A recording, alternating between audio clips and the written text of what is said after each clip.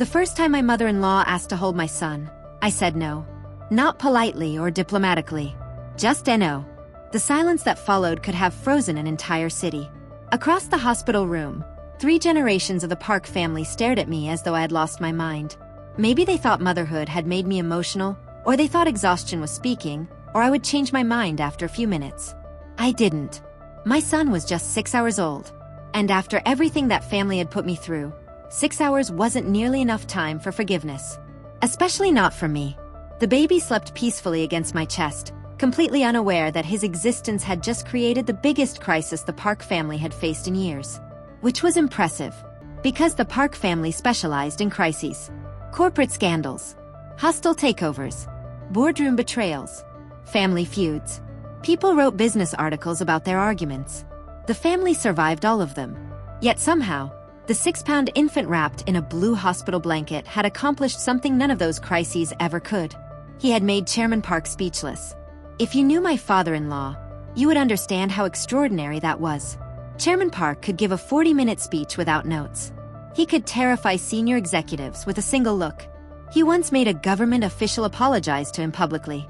Yet there he stood, silent, staring at his grandson, my son, the child his family had spent years pretending would never exist.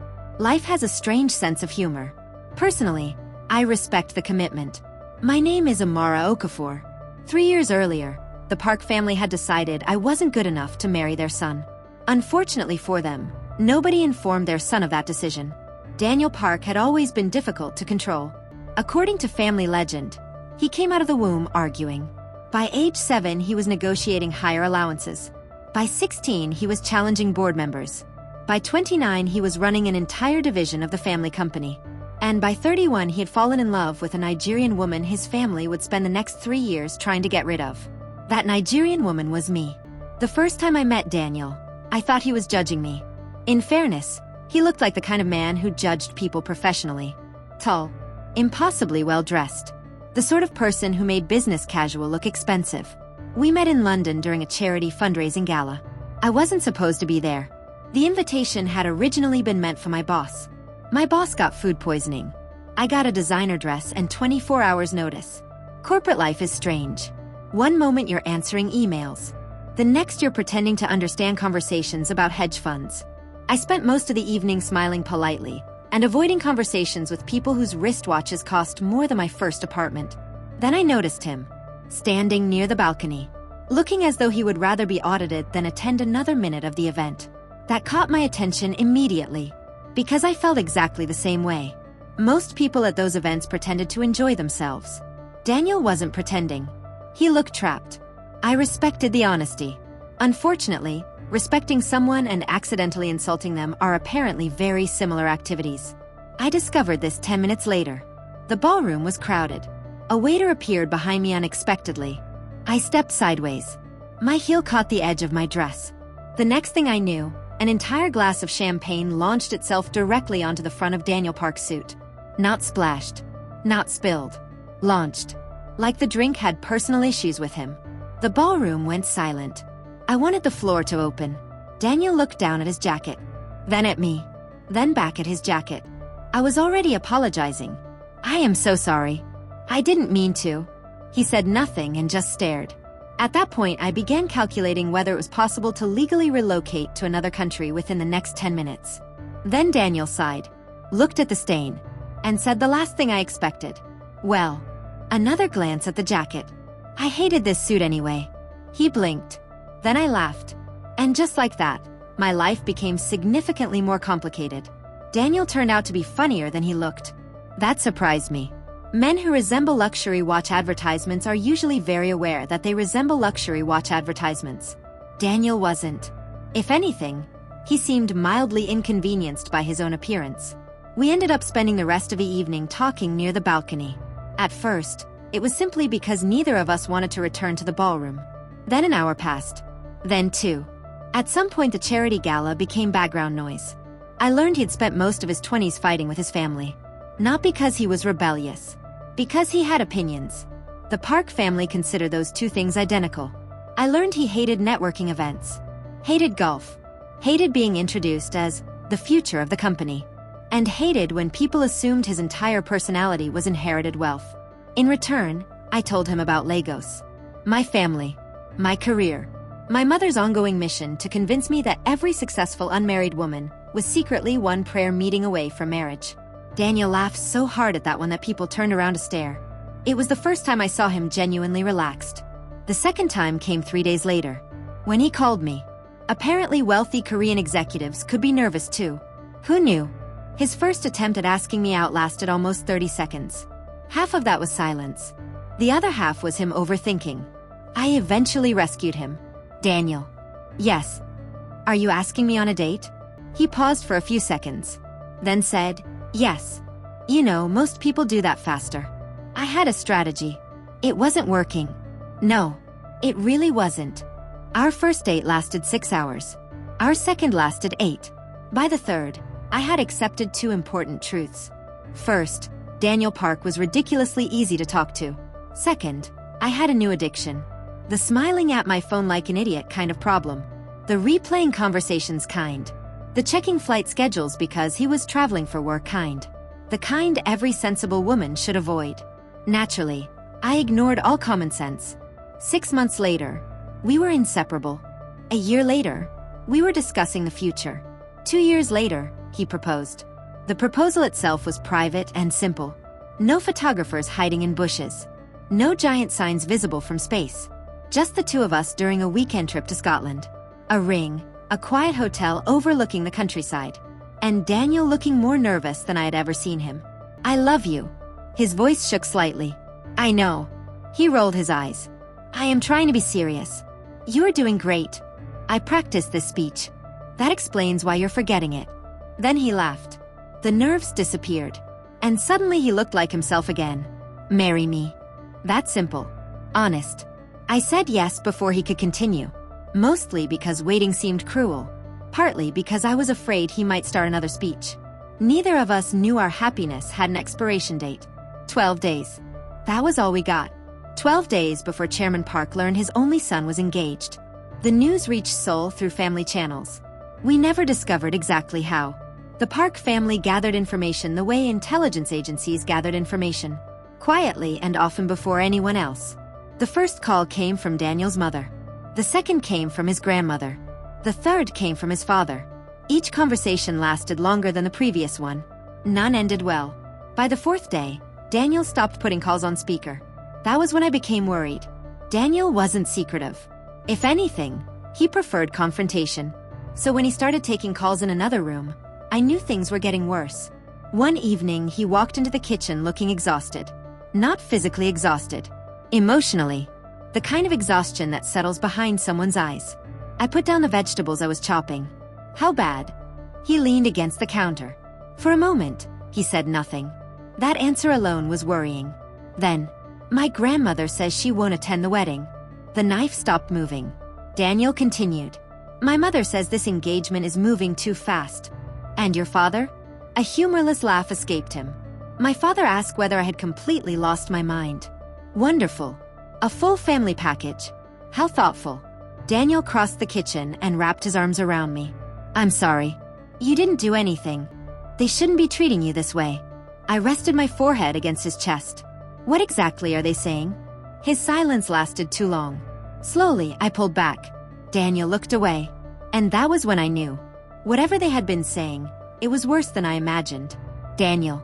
Then finally, my grandmother thinks you're marrying me for money. I stared at him. The statement was so ridiculous that my brain refused to process it immediately. For money. He nodded. I laughed. Not because it was funny, because it was absurd. At the time, I earned more than enough to support myself. I had my own apartment, my own career, my own life. I wasn't looking for a rescue mission. I was looking at a man I loved. Apparently his grandmother had taken me for a gold digger anyway. Daniel looked miserable. I felt strangely calm. Because if that was the worst accusation, I could survive it. Unfortunately, it wasn't. Not even close. 3 days later, Chairman Park requested a meeting. Not with Daniel. With me alone. And suddenly I understood exactly how people felt before job interviews. Except most job interviews don't determine the future of your entire relationship. The meeting took place in Seoul. That should have been my first warning. Most future fathers-in-law did not summon their sons' fiancés across continents like they were appearing before a board of directors. Chairman Park apparently saw no issue with it. Daniel wanted to come with me. His father specifically said no.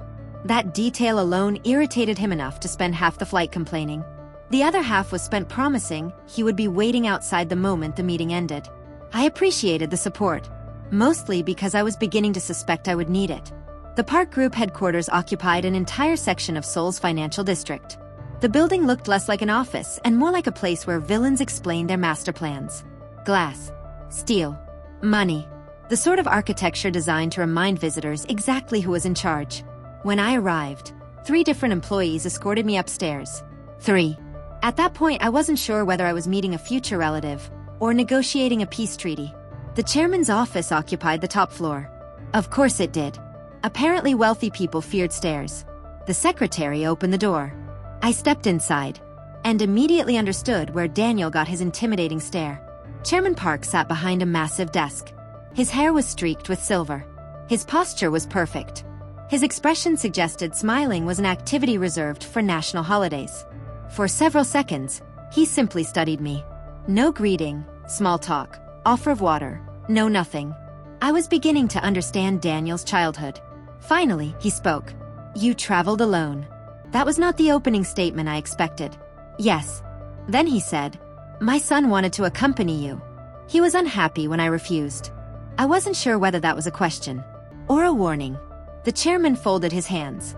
Do you love my son? Straight to the point. Yes. Why? I almost laughed. Not because the question was unreasonable, because it sounded exactly like something Daniel would ask. Apparently stubbornness was hereditary. Because he's kind. The chairman's expression didn't change. Kindness is not rare. Not his kind. He was quiet. I continued. He's loyal. He listens. Honestly, the man could have made a statue look expressive.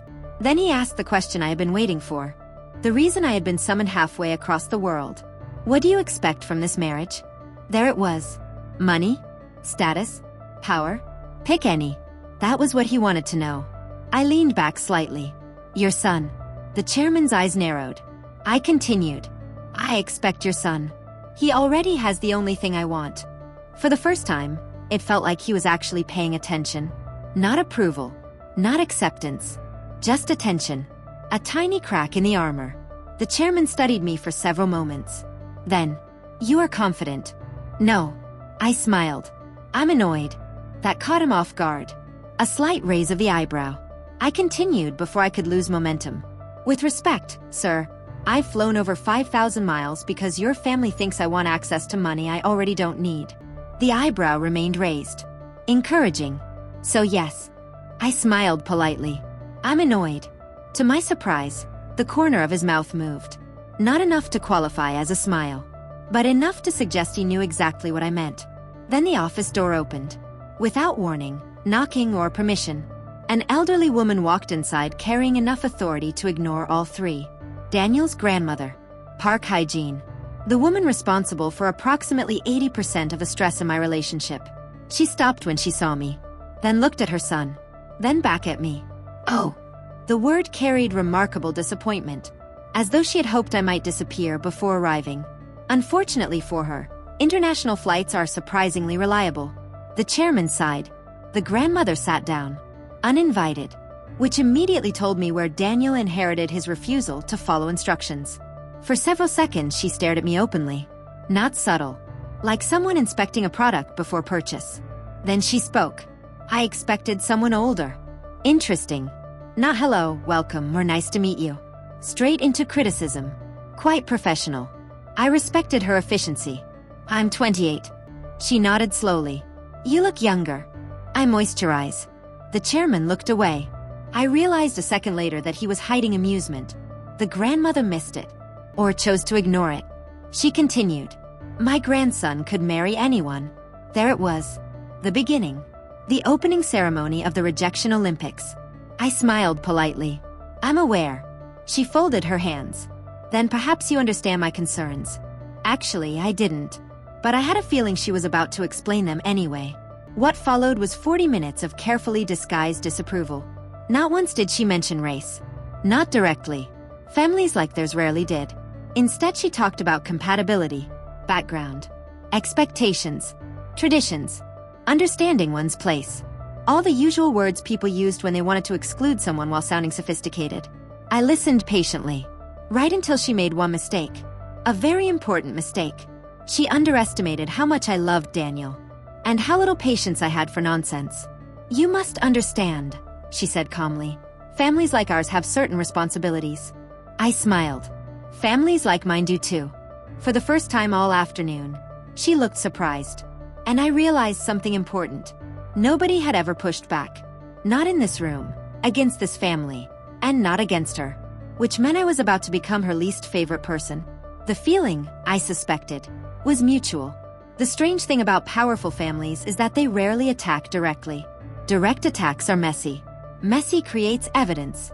Evidence creates problems. So instead, they become creative.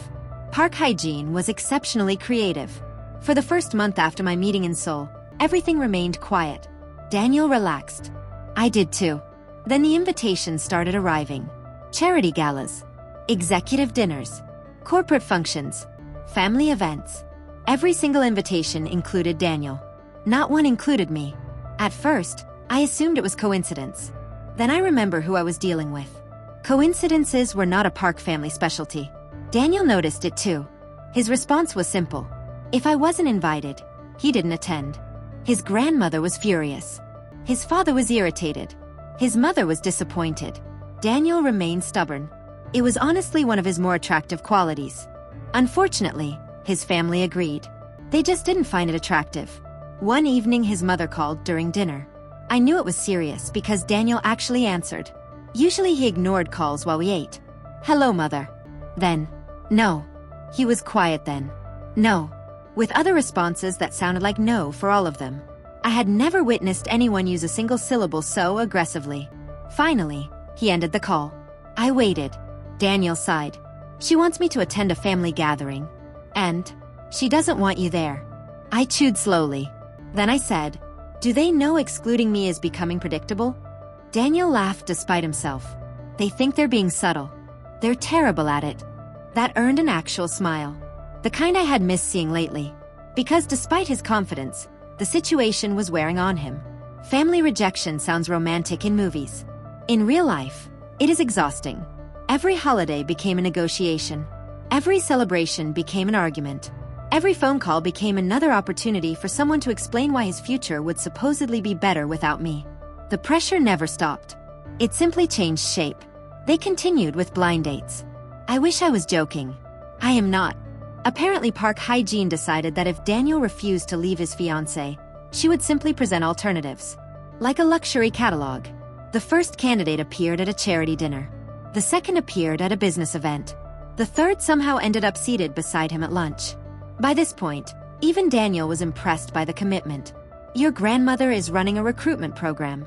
He nearly choked on his coffee. "Amara, I'm serious. Please don't encourage her." "I'm not encouraging her." I paused. "How was candidate number 3? Daniel stared at me. I stared back. Finally he groaned. "You named them?" "Of course." "Why?" "Organization." He buried his face in his hands. I considered that a victory. The humor helped. But that didn't work every time. Because beneath the jokes, things were becoming more difficult. The Park family wasn't simply disapproving. They were waiting. Waiting for me to get tired. Waiting for Daniel to reconsider. Waiting for our relationship to collapse under pressure. The problem was that Daniel and I had unknowingly become a team. Every attempt to separate us pushed us closer together. Every obstacle strengthened the relationship they wanted weakened. Every criticism made us defend each other harder. The irony would have been beautiful if it weren't so annoying. Then Chairman Park did something unexpected. He called Daniel. Not to argue, threaten, or criticize. To make an offer. Daniel told me about it the same night. We were sitting on the couch. The television was on. Neither of us were watching it. "My father wants me in Seoul permanently." I turned toward him. "You already spend time there. This would be different." His expression told me everything. I muted the television. "What did he offer?" Daniel laughed. A humorless sound. "A promotion." That wasn't unusual. He already worked within the company. "How big?" He looked at me, then named a position so ridiculous that I nearly dropped my tea. The kind of position people spent entire careers chasing. The kind of position that practically guaranteed future leadership. I understood immediately. The promotion wasn't the offer. The condition was. What would you have to do? Daniel's jaw tightened. Neither of us spoke for several seconds. Then, end the engagement. There it was. Finally. No subtlety or no polite disguises. Just a price tag attached to our relationship. I stared at him, waiting. Because this mattered. Not because I doubted him. Because choices reveal people. Especially difficult choices. Daniel looked exhausted and angry. Then he picked up his phone, dialed a number, and put the call on speaker. The chairman answered after 2 rings. Daniel. Father. Then he said, "No." The chairman sounded confused. "No. No." Another silence. Longer this time. Chairman Park asked the question. "Why?" Daniel looked directly at me. His answer came without hesitation. "Because she's worth more." Then the call disconnected. Just like that. Daniel placed the phone on the table. I stared at him. He stared back. Then I burst out laughing. "I think you just gave your father a heart attack." A smile appeared. "Possibly." We sat there for several seconds. Then I moved closer, wrapped my arms around him. And for the first time in months, I felt something I can only describe as hope and trust. Because no matter what his family did next, one thing had become very clear.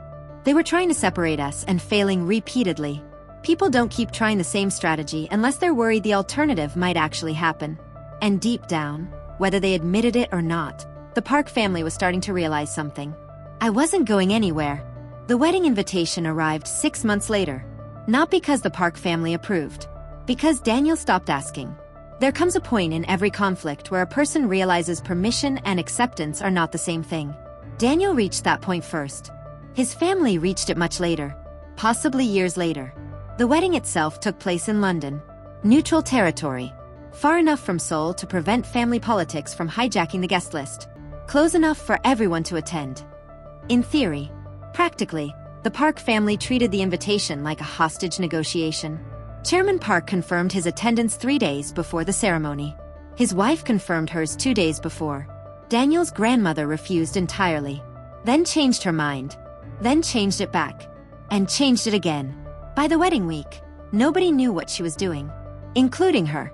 On the morning of the ceremony, Daniel received 6 text messages from different relatives trying to predict whether she would appear. One cousin started a betting pool. I respected the entrepreneurship. At least someone was making money from the situation.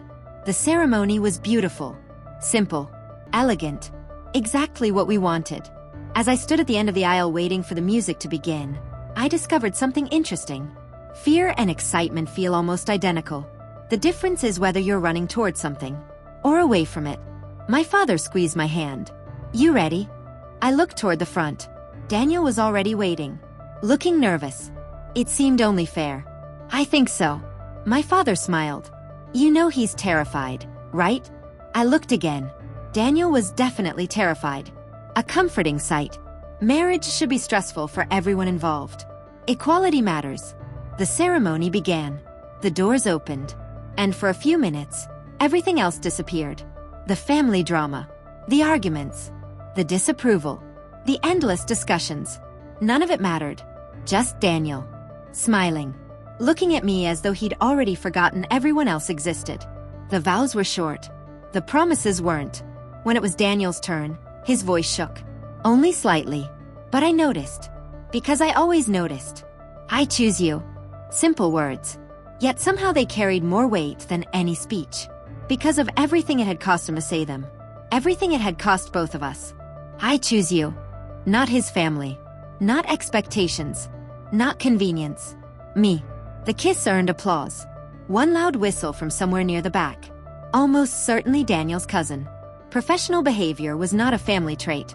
The reception followed. Then dinner. Then dancing. Then enough photographs to qualify as psychological warfare.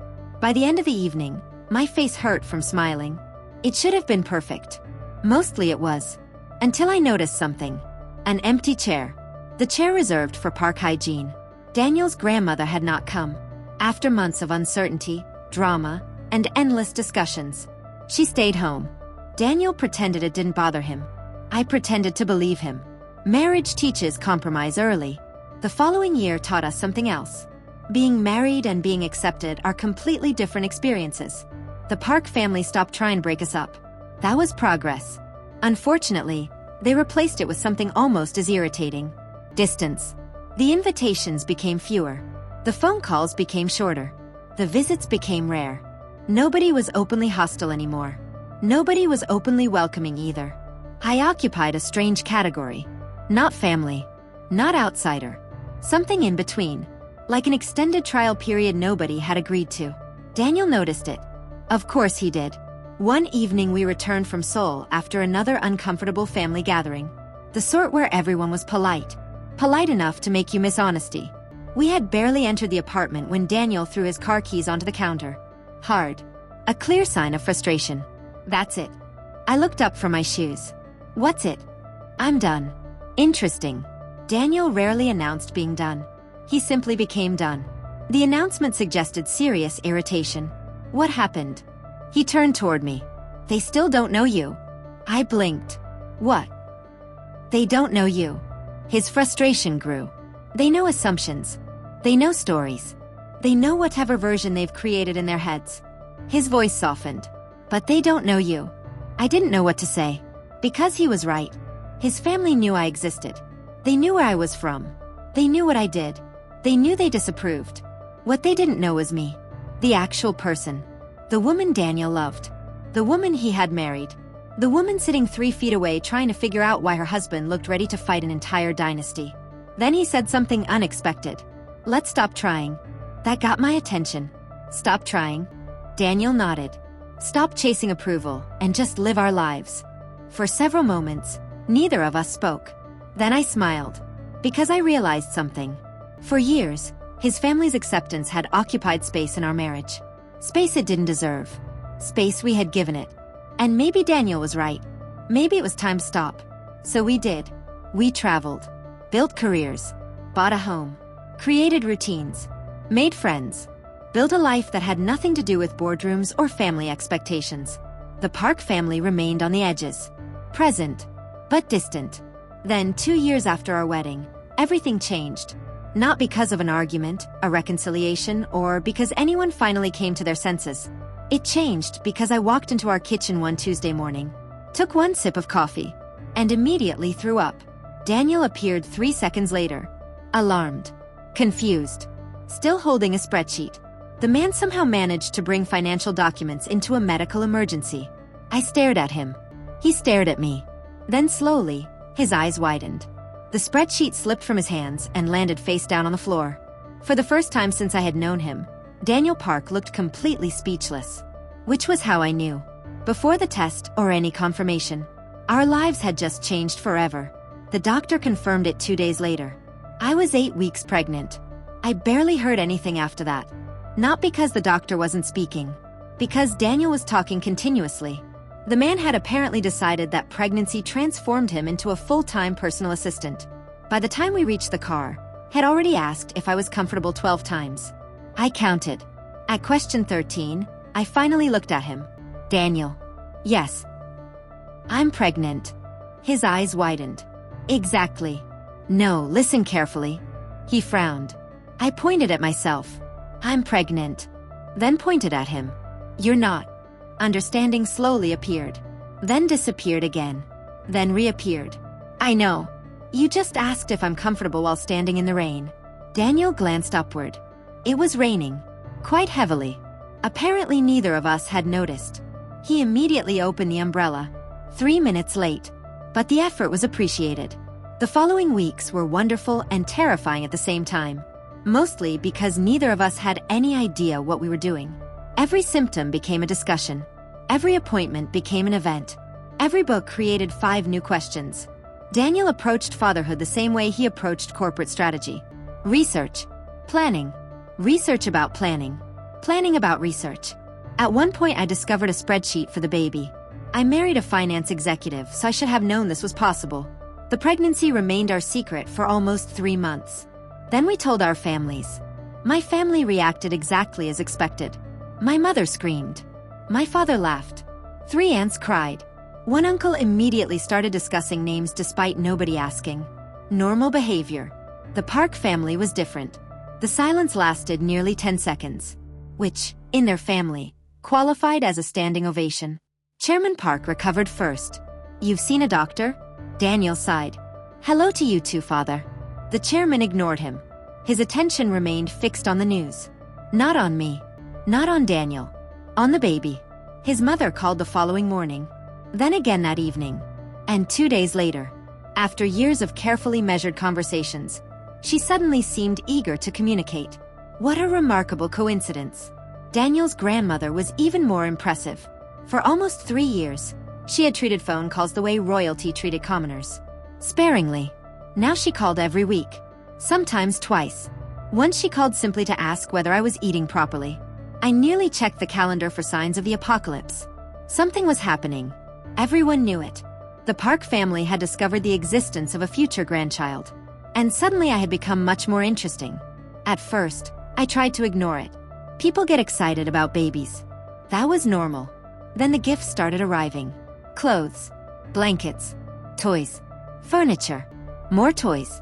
At one point, enough baby items arrived to furnish a small nursery school.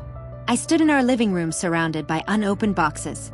Daniel walked in and looked around. "What happened?" I pointed toward the mountain of packages. "Your family happened." He examined the labels. His expression changed immediately, because he recognized the names. His mother, his father, his grandmother. 3 years of distance, coldness and disapproval. Apparently all defeated by someone who had not even been born yet. The realization left a bitter taste in my mouth. Daniel noticed. Of course he did. He always noticed. "You don't like this." I folded my arms. "Should I?" He didn't answer immediately, which was answer enough. I walked toward the nearest box, picked up a tiny blue sweater. The tag was still attached. Beautiful, expensive, thoughtful, and somehow it made me angry. 3 years. Daniel remained silent. 3 years, Daniel. I looked at the sweater, then at him. They barely wanted to know me. His face softened. I continued. Now they want updates. They want photographs. They want appointments. They want to know everything. My voice stayed calm, which was impressive, because I wasn't calm, not even slightly. The anger wasn't about the gifts, or the calls, or the attention. It was about what all of it revealed. They were capable of warmth, effort, and affection. They had simply chosen not to give those things to me. Daniel crossed the room slowly, the way people approached unexploded bombs. Probably wise. Then he wrapped his arms around me. "You have every right to be angry." I closed my eyes. His voice softened. "But I don't think they're doing this because they love the baby more than you." I looked up. "No." He shook his head. "I think the baby gives them an excuse." An excuse. Interesting. I thought about that long after he went asleep. Because excuses mattered. People who wanted to change often looked for them. Reasons to start. Reasons to cross distances they should have crossed years earlier. Maybe Daniel was right. Maybe. Or maybe a future grandson simply carried more influence than I ever had. At the time, I wasn't sure which possibility annoyed me more. Then, during my 7th month of pregnancy, Park Hygiene requested a visit. Not a phone call or video chat. A visit in person. And something told me this conversation was going to change everything. The request didn't begin with a visit. It began with an invitation.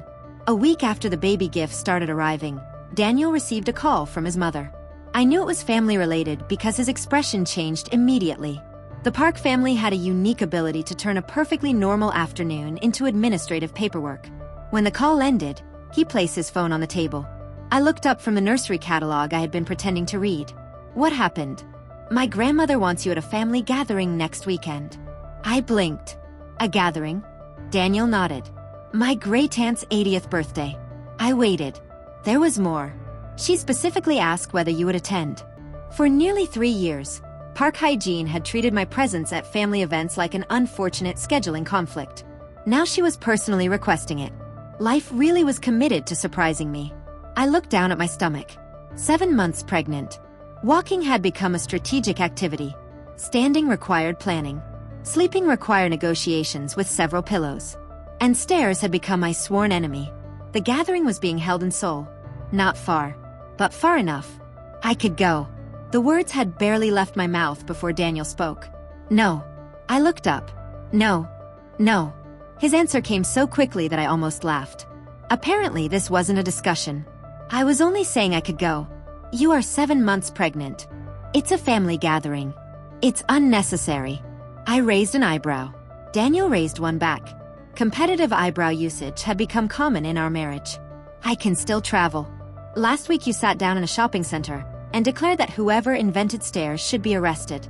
I stared at him. You remember that? You said it loudly. Fair. Several strangers had laughed. One woman actually applauded. I had appreciated the support. Daniel folded his arms. If my grandmother wants to see you, she can come here. I studied him carefully. Now he simply looked like a husband protecting his wife. The realization made me smile. For a moment, neither of us spoke. Then Daniel reached over and squeezed my hand. But I knew exactly what it meant. This wasn't about a family gathering. It wasn't about traveling, the pregnancy. It was about choosing. And like he had always done, he was choosing us. 3 days later, Park Hyejin arrived at our front door alone. That was surprising. Not because she had never traveled alone, but she had never come to me, not even to her grandson's wedding. For years, every interaction had happened on Park family territory. Park family homes. Park family events. Park family rules. Now she was standing on my doorstep, carrying a handbag and what appeared to be several decades of pride. The second item looked considerably heavier. Daniel opened the door. His grandmother looked past him immediately, straight at me seated on the couch, still surrounded by approximately 12 pillows. Pregnancy had transformed furniture into a support system. She stepped inside and her eyes dropped briefly to my stomach, then returned to my face. For a moment, nobody spoke. Then Daniel cleared his throat. Would anyone like tea? I looked at him and smiled. The man had spent 31 years navigating Park family tension. His survival instincts were excellent. 20 minutes later, we were sitting in the living room. Tea had arrived. Biscuits had arrived. The conversation had not. The silence stretched. Long enough for me to wonder whether we should start discussing weather patterns. Then Park Hyejin surprised me. Your husband was rude. I blinked. Across the room, Daniel nearly inhaled his tea. Grandmother. You were rude. She looked entirely unimpressed. You refused my invitation. Daniel stared. His grandmother continued. Then informed me I could travel instead. I waited. A smile was trying very hard to escape. Because I was enjoying this. To be fair, I said carefully, I think he was trying to protect me. The older woman turned toward me. He gets that from his grandfather. Daniel and I looked at each other. The grandmother stifled for a bit. Apparently she hadn't intended to say that out loud. For the first time since I met her, she looked a bit embarrassed. The moment lasted less than 2 seconds. Then it disappeared. The grandmother lifted her cup, attempting to recover. The conversation slowly improved after that. We simply talked about ordinary things. The pregnancy, the nursery, names, family stories. For the first time, Park Hyejin wasn't interviewing me, evaluating me, or searching for flaws. She was simply talking and listening. That part surprised me most. The listening. At one point, the baby kicked. Hard. My hand immediately moved to my stomach. The grandmother noticed. Her eyes widened slightly. Again? I nodded. Another kick. Daniel grinned proudly, as though he personally deserved credit. The older woman watched quietly. Then something happened. Without thinking, she leaned forward, then stopped herself. Most people would have missed it. I didn't. Neither did Daniel. Because for a brief moment, she had wanted to feel the baby move. The realization hung in the room. The grandmother looked away first, toward the window, the garden, literally anything else. I almost smiled. Then the baby kicked again. I laughed. The older woman looked back, curiosity winning the battle. Finally, I held out my hand. Do you want to? Daniel stared. Park Hyejin looked at me, then at my stomach, then back at me. The question clearly caught her off guard. For a few seconds, she said nothing. She nodded. I guided her hand forward. She hesitated a bit, then rested her palm lightly against my stomach. Nothing happened. For about 5 seconds. Then the baby delivered a kick hard enough to qualify as a political statement. The grandmother gasped. Her eyes widened. The hand remained frozen in place. Then there was another kick. And another. For a brief moment, all the walls disappeared. There was only a grandmother meeting her grandchild for the first time. She was all smiles and almost tearing up. The room remained completely silent. Until Daniel ruined it. A slow grin spread across his face. Well. The grandmother looked up. Daniel folded his arms. He clearly has my athletic ability. The baby kicked again. I burst out laughing. Park Hye-jin stared at him and rolled her eyes. My great-grandson. She looked at me. Then back at Daniel.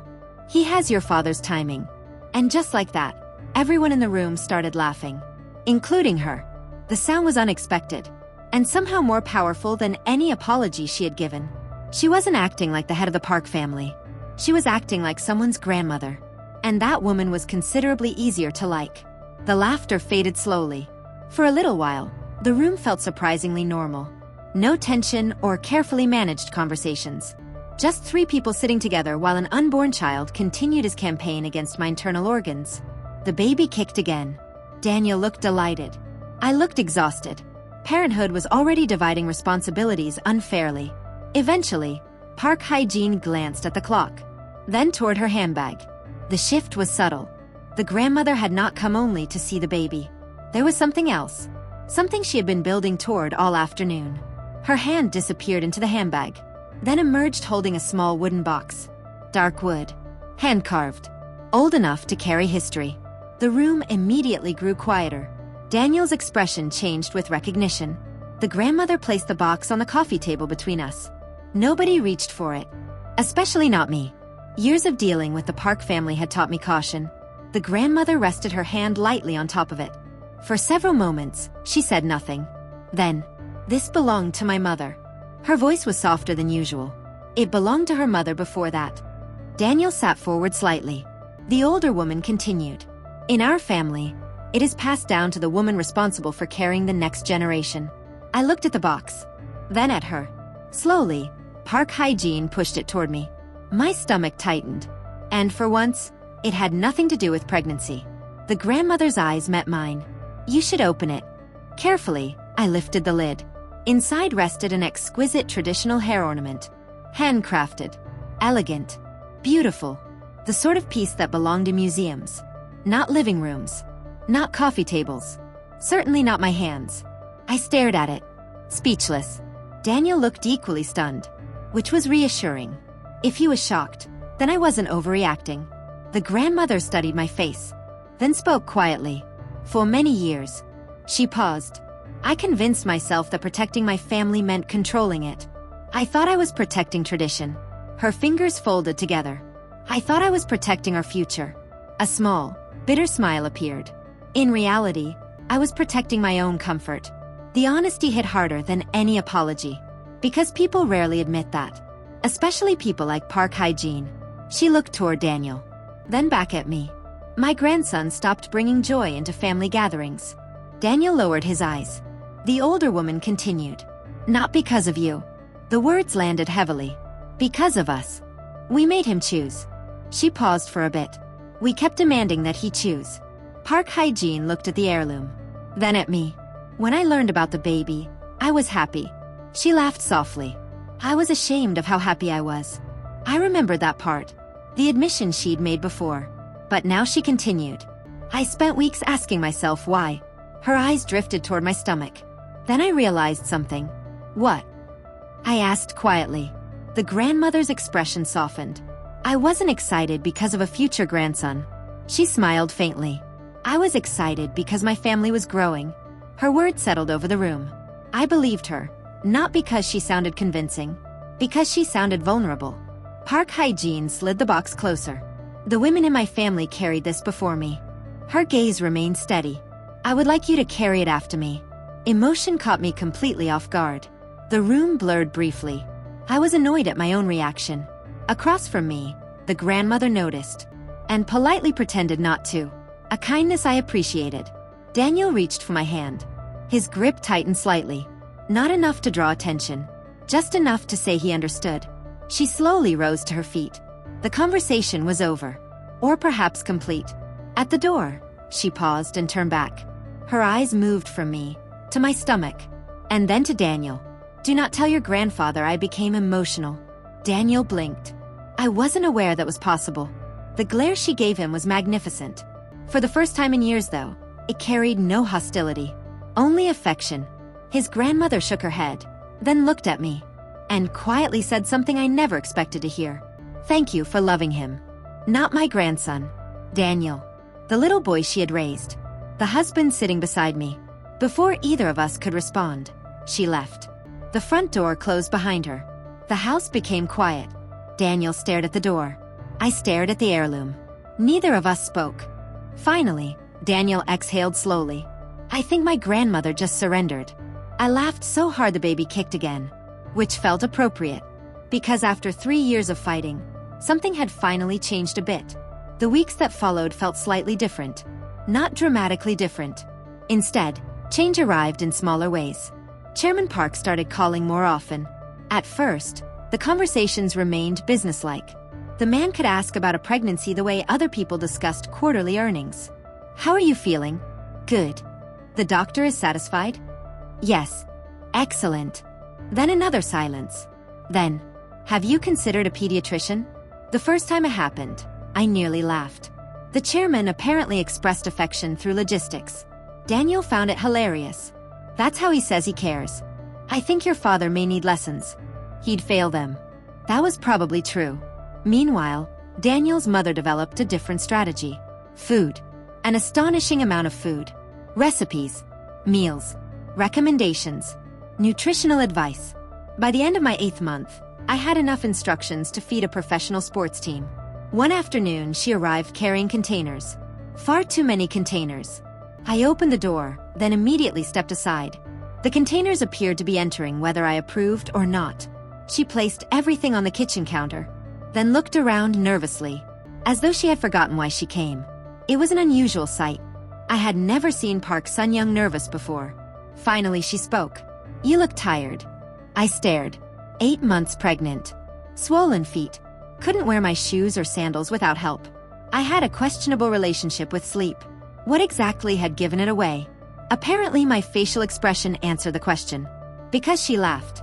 Then she became serious again. I owe you an apology. There it was. Not disguised. Just sitting there in the kitchen. I stayed quiet. Sun-young clasped her hands together. For a moment, she looked less like the wife of a chairman, and more like a mother trying to fix a mistake. I kept waiting. Her voice softened. For someone else to apologize first. Interesting. She continued. My husband. My mother. Daniel. That made me frown. Daniel? She nodded. I thought if someone else fixed things, I would not have to admit I was wrong. The honesty caught me off guard. The woman sighed, then looked directly at me.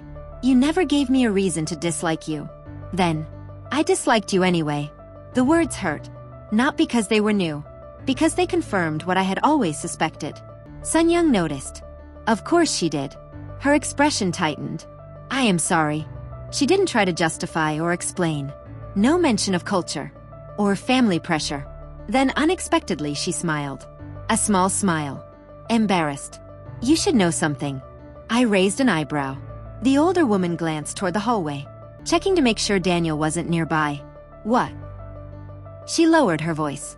When Daniel was 10, he tried to run away from home. I stared. No. She nodded. Yes. My entire pregnancy had been worth it for this story alone. What happened? The smile widened. He packed 3 comic books. I laughed immediately. The older woman continued. A toy robot. And 6 chocolate bars. I was already losing composure. He made it 2 houses away. By now, tears had formed in my eyes. Sun-young laughed too. For several minutes, we sat in my kitchen discussing embarrassing childhood stories. Daniel eventually walked in, took one look at our faces, and immediately became suspicious. What's happening? Neither of us answered. A rare moment of cooperation. He looked even more concerned. Some mysteries deserve preservation. That evening, after his mother left, Daniel stood in the nursery holding a tiny pair of socks. The room was almost ready. The crib assembled. The clothes folded. The diapers organized. Mostly because I refused to let him create another spreadsheet. Some victories matter. The baby kicked again. Daniel smiled. Then his expression softened further. What? He looked toward the crib, then at me. "I think they're trying." The words hung between us. I followed his gaze, toward the gifts, the clothes, the family heirloom, the meals his mother kept bringing, the awkward phone calls from his father, the grandmother who now called every Sunday. They were trying. The problem was repair takes longer. Trust takes longer. And forgiveness was going to take a little time as well. Daniel walked over and kissed my forehead, then rested a hand on my stomach. The baby immediately kicked him again. His face lit up. I smiled. And for the first time in a very long time, the future looked peaceful, which should have made me suspicious. Because life has a habit of becoming chaotic right before something important happens. 3 nights later, at 2:17 in the morning, I woke up to a sharp pain, sat upright, and immediately knew the baby had chosen his birthday. At first, I remained perfectly calm for approximately 7 seconds. Then another contraction arrived, and then calm seemed wildly overrated. I grabbed Daniel's arm. The poor man woke up. His reaction moved from confused to terrified. The emotional progression happened remarkably fast. Another contraction came. I was almost screaming his name at this point. His eyes widened. The transformation was immediate. 1 second he was asleep. The next he was operating entirely on panic. The baby? I stared at him. Understanding finally arrived. "Oh." He jumped out of bed, immediately walked into a chair, recovered, then walked into the door. I watched the performance in silence. This was the man who managed multi-million-dollar corporate operations. Yet childbirth had apparently defeated him in under 30 seconds. The drive to the hospital felt longer than our entire engagement. Daniel checked the navigation 3 times. The road did not change, neither did the destination. Stress had simply reduced his intelligence. By the time we arrived, he had called my doctor twice, his mother once, and somehow his father. I still don't know how Chairman Park ended up awake at 3 in the morning. The man operated like an expensive watch, precise and predictable, and apparently incapable of sleeping through family emergencies. The next several hours became a blur. Nurses, doctors, machines, breathing exercises, more breathing exercises, advice from people who were not actively experiencing contractions. A concept I found deeply offensive. At one point, Daniel attempted to encourage me. "You're doing great." I gave him a stare that could kill if it was a bullet.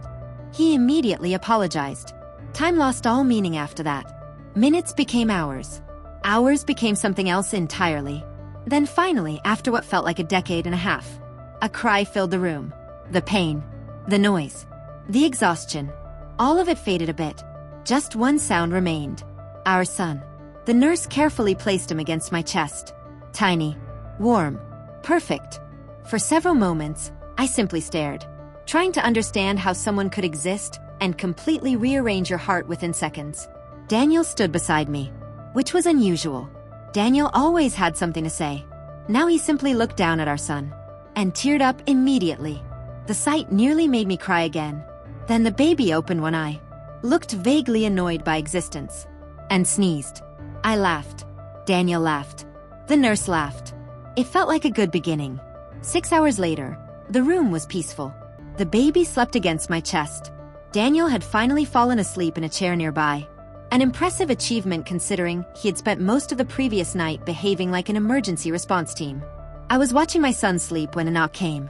The door opened, and the Park family entered. Chairman Park, Park Sun-young, Park Hygiene, Daniel's sister, and 2 relatives I vaguely recognized. Apparently news traveled faster than medical records. The room immediately filled with emotion. The chairman looked at the baby, then looked again. His expression shifted slightly, the way it always did whenever strong emotions slipped through the cracks. Sun-young's eyes immediately filled with tears.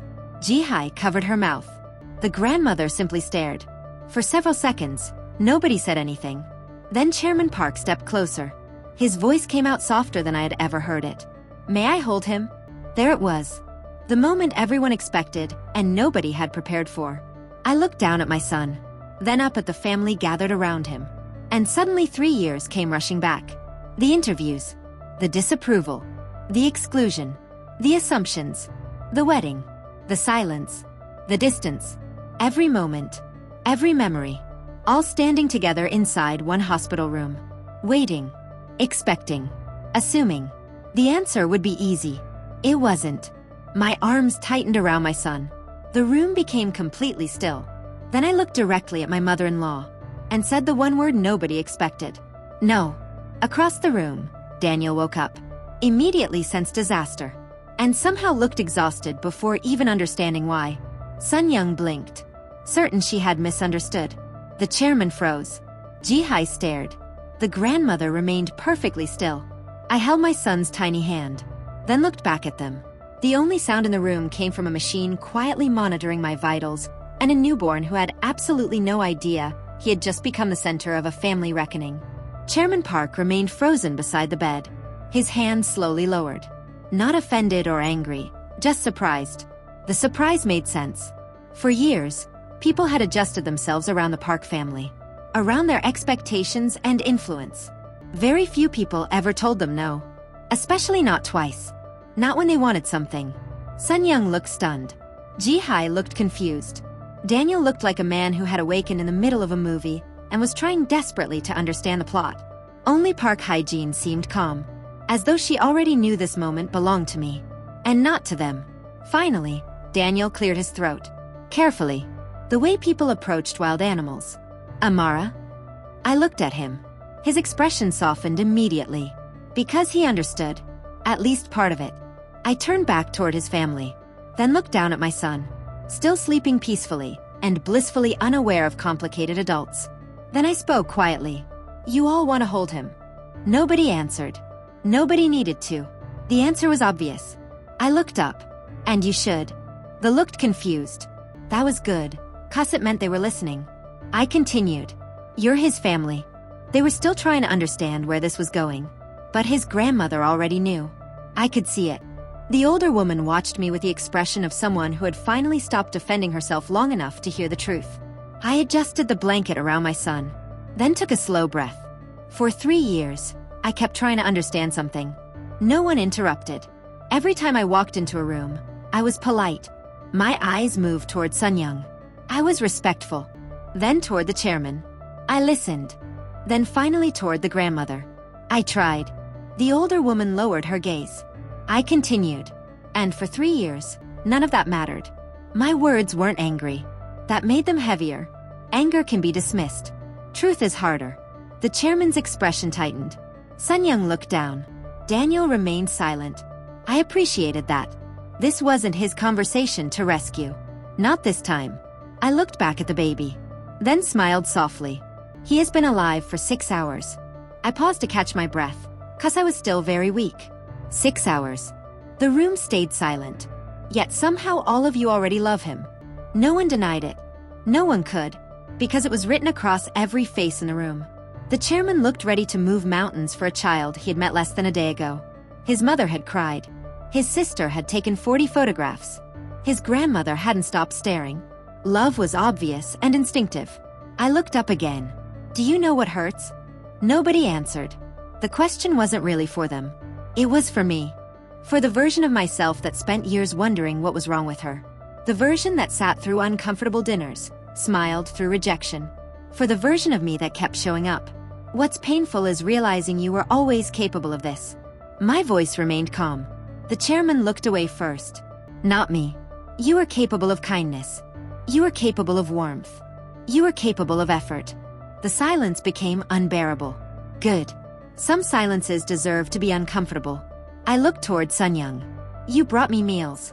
Her eyes immediately filled with tears. You called. A tear slipped down her cheek. You worried about me. Another tear followed. I turned toward the chairman. You checked on every appointment. His jaw tightened. Toward the grandmother. You came to my house. The older woman said nothing. I wasn't finished. You were capable of all of this. Yet when it was just me, my voice softened. You chose not to. Nobody had an answer. Because there wasn't one. And for the first time, nobody tried to invent one. The chairman slowly sat down. A movement so unusual that everyone noticed. Even Daniel. Chairman Park never sat when uncomfortable. He usually stood and made everyone else uncomfortable instead. Today was different. He stared at the floor for several seconds, then finally spoke. When Daniel was born. His voice sounded older. I held him before anyone else. The room listened. The chairman swallowed. I remember thinking I would protect him from everything. His gaze lifted toward the baby, then toward me. And somehow, a painful smile appeared. I became one of the things he needed protection from. The words landed like stones. Sun Young covered her face. Daniel looked down. The chairman rarely admitted fault. When he did, it mattered. Then Sun Young spoke. Her voice cracked immediately. I used him. The room turned toward her. Tears streamed freely now. No attempt to hide them. No attempt to stop them. I told myself I was protecting my son. Another tear. I wasn't. Her shoulders trembled. I was protecting my own fears. The honesty hurt. Not because it was cruel. Because it was real. She maintained eye contact all through. Then Park Hyejin finally spoke. And somehow the room became even quieter. Because everyone knew. If anyone still carried words inside them, it was her. The grandmother looked at my son for a long time. Then she looked at me. And for the first time since I met her, there was no authority in her eyes. No judgment. No pride. Only shame. And love. The kind that arrives late. But arrives anyway. Amara. Her voice was barely above a whisper. And suddenly, for the first time in 3 years, Park Hyejin looked afraid. Not of me. Of the answer she might receive. Because she was finally ready to ask for something she had never truly offered before. Amara. The room was quiet. Even the machine seemed quieter. Park Hyejin looked at me for several seconds, searching for words. The woman had never struggled to speak. For most of her life, people waited for her words. Now she seemed afraid of choosing the wrong ones. Finally, she exhaled. Slowly. I owe you more apologies than I can count. The grandmother's eyes drifted briefly toward my son, then back to me. When Daniel first told me about you, I decided who you were before I met you. The honesty landed heavily. Because it was true. She continued. I looked at your nationality, your background and culture. Then she shook her head. And I never looked at you. She folded her hands together. Not because she was composed, because they were trembling. I wasn't sure anyone else noticed. I kept waiting for proof that I was right. Her voice grew quieter. And every time you proved me wrong. A bitter laugh escaped her. I simply moved the goalposts. The chairman closed his eyes. Sun Young looked down. Daniel stared at his grandmother. Just listening. Park Hyejin swallowed. Then looked directly at me. I watched you love my grandson. The words caught in her throat. I watched you support him. I watched you stand beside him. Her eyes glistened. I watched you become the best thing in his life. And I still refused to welcome you. The room felt heavier with every sentence. Because nobody could argue with any of it. Least of all her. The older woman lowered her gaze. Then said the one thing I never expected to hear. I was cruel. The word seemed to surprise even her. She had finally found the right word. And once spoken, it couldn't be taken back. Tears slid down Sun Young's face. The chairman looked toward the window. Daniel remained completely still. Park Hyejin continued. I convinced myself that I was protecting my family. In reality, she looked directly at me. You needed protection from me. The silence that followed was not uncomfortable. Just honest. The grandmother took a shaky breath. Then looked toward the baby again. My great-grandson will never know the woman I was. Her eyes returned to mine. I intend to make sure of that. The words settled over the room. Because she wasn't asking to rewrite history. She wasn't asking to erase what happened. She wasn't asking for immediate forgiveness. She was promising change. And those are very different things. Everyone waiting. Not for her. For me. I looked down at my son. Tiny fingers. Tiny breaths. Tiny human. Completely unaware that a room full of adults was learning lessons he wouldn't understand for years. Then I looked back at Park Hyejin. His supposed great-grandma. The woman who had made my life difficult. For a long moment, neither of us spoke. Then I smiled. You know what's frustrating? The grandmother blinked. What? I sighed. You're making it very difficult to stay angry. A surprised laugh escaped Ji-hai. Soon Daniel was laughing too. Even the chairman smiled. Park Hyejin stared at me. Then, unexpectedly, laughed through her tears. The sound filled the room. Warm. Human. Real. I adjusted the blanket around my son. Then carefully looked at his great-grandmother. The woman who had spent 3 years keeping me at arm's length. The woman who had finally crossed the distance herself. And quietly asked, would you like to meet your great-grandson? The room went still for a bit.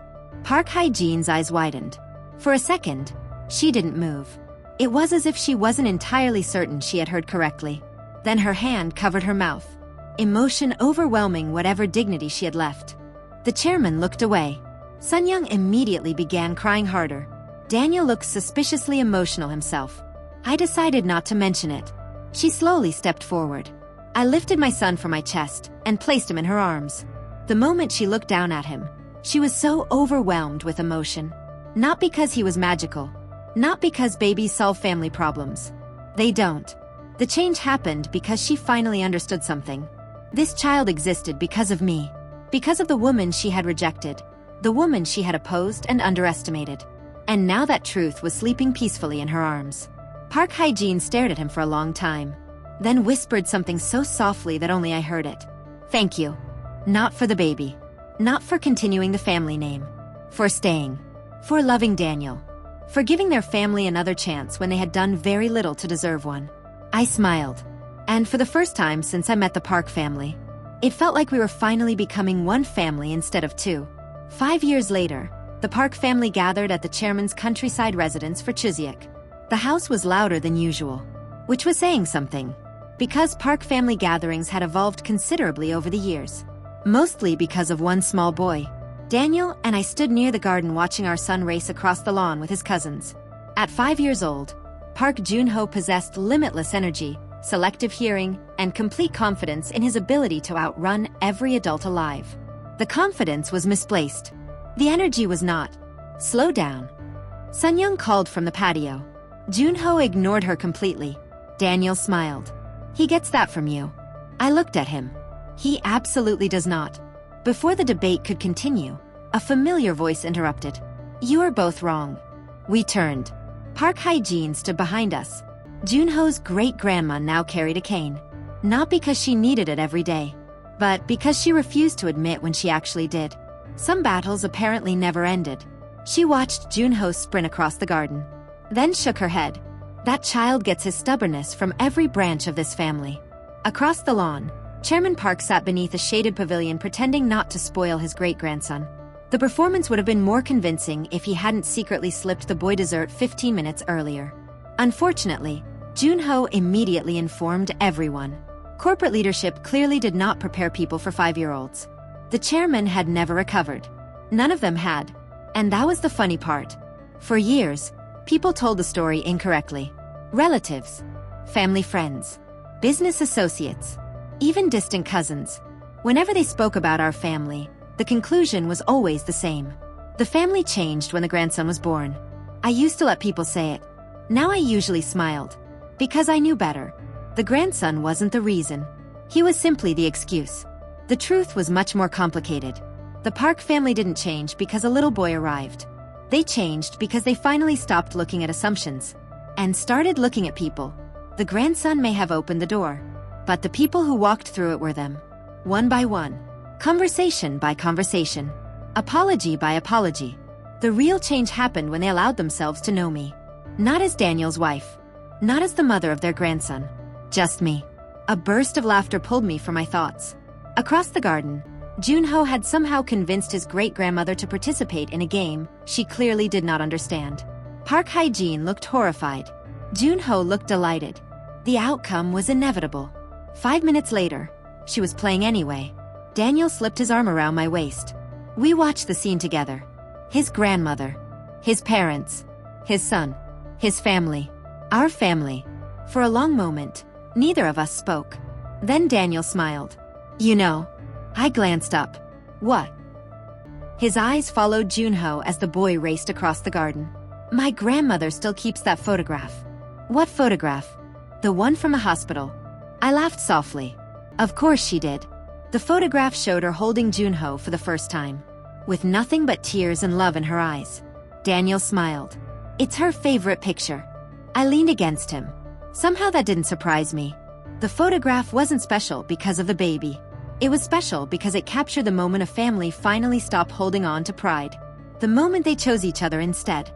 As the afternoon sun settled over the garden, Jun-ho suddenly ran toward us. A decision that immediately concerned me. Children only run that fast when they have exciting news or have broken something. Sometimes both. He threw himself between us, breathless and excited. Mama. Yes. Great Nana says I can have ice cream before dinner. I looked toward Park Hygiene. She immediately looked away. Daniel and I laughed. Even the chairman looked guilty. Junho grinned.